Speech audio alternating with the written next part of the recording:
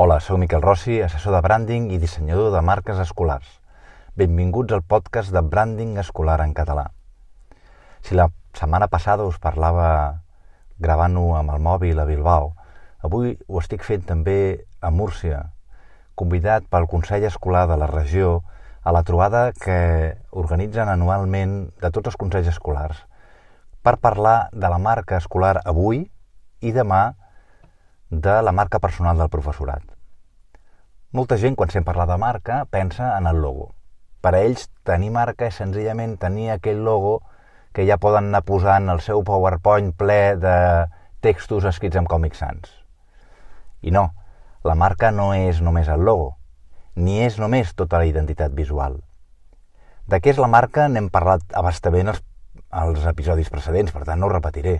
Però i aleshores quin és el paper del logo? Ara en parlem.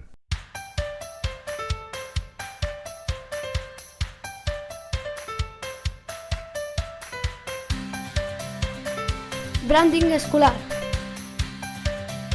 El podcast per fer de la teva escola una gran marca. Quin és el paper del logo? Per a la marca, jo ho explico d'aquesta manera. Imagineu-vos la clàssica motxilla escolar. El logo, juntament amb els colors, la tipografia, en definitiva tota la identitat visual, són la motxilla. La identitat de la marca és el que hi fiquem a dins. Llibres, estuig, etc. A l'inici, quan s'ha creat una identitat visual nova, quan s'ha creat una marca gràfica nova, la motxilla és buida. I després es anirà omplint dels valors que es vegi que convé estratègicament anar-hi ficant. Per exemple, l'obertura, l'amabilitat, el rigor o la innovació o l'optimisme, l'esperit crític, el que sigui. I com s'aconsegueix? A través d'una comunicació coherent.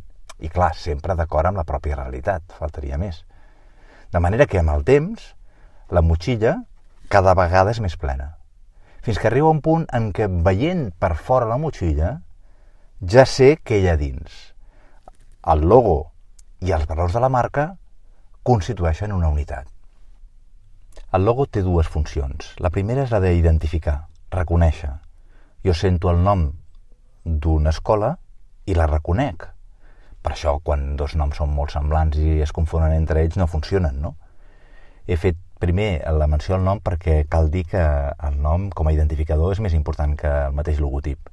Però amb el logotip passa el mateix. Jo veig un logotip i si el logotip és simple, fàcilment memorable, aleshores em resultarà per mi fàcil reconèixer que es tracta d'una escola determinada, no? En canvi, un escut vell, complicat, funcionarà pitjor i serà més difícil de recordar.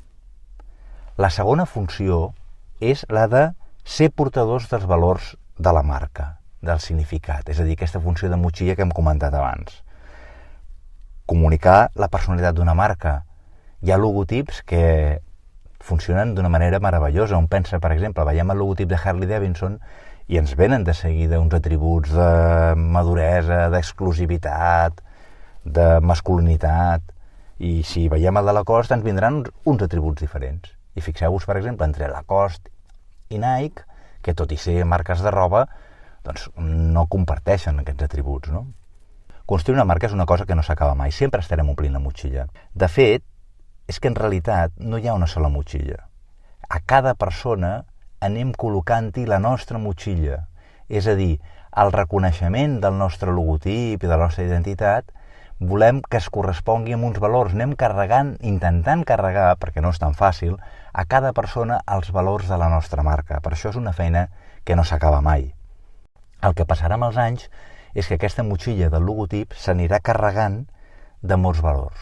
Però a la vegada potser s'anirà envellint i tindrem la tentació de dir canviem-la. Bé, abordar un rebranding, un tema que valdrà la pena parlar un altre dia, és una qüestió complicada, perquè canviant de motxilla podríem perdre tot el contingut que hi tenim. Penseu, per exemple, a mi m'agrada posar com a mostra la del Corte Inglés.